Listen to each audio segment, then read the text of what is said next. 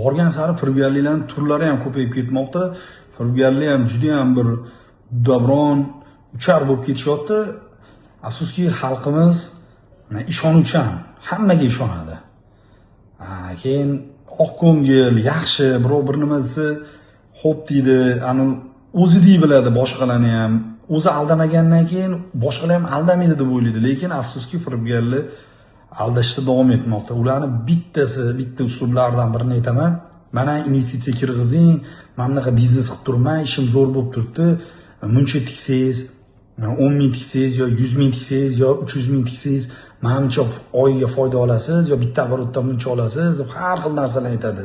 O'sha paytda savol beringlar. Ishing shunchalik zo'r bo'lib turgan bo'lsa, nima qilasan mendan pul olib? degan savolni beringlar. Pulni olishadi, o'zini pulidan qaytarib berib turishadi. Mana foyda bo'lib turibdi, foydadan oldingiz taniga tegmayapman deydi, yana qo'shimcha 2-3 barobar ko'p pul oladi. Keyin natijada qarabsizki, oldingi bergan puli ham yo'q, keyingi bergan puli ham yo'q. Odam ham kuygan, bu yoqdan tergovni yuklamasi ortib ketgan, bu yoqdan sudni yuklamasi ortib ketgan.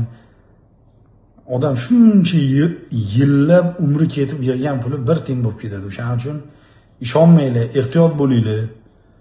Maslahat olinglar o'sha sohani tushunadigan odamlar bilan. Haqiqatan shunaqa investitsiya qilsa bo'ladimi, bo'lmaydimi? O'zi shunaqami daromadi? Buni himoyalash uchun advokatlarga murojaat qilinglar. Shartnoma, yozma ravishda, notarial tartibda narsa orqasi kafolatlangan bo'lsin qanaqadir mulk bilan. Professional yondoshinglar.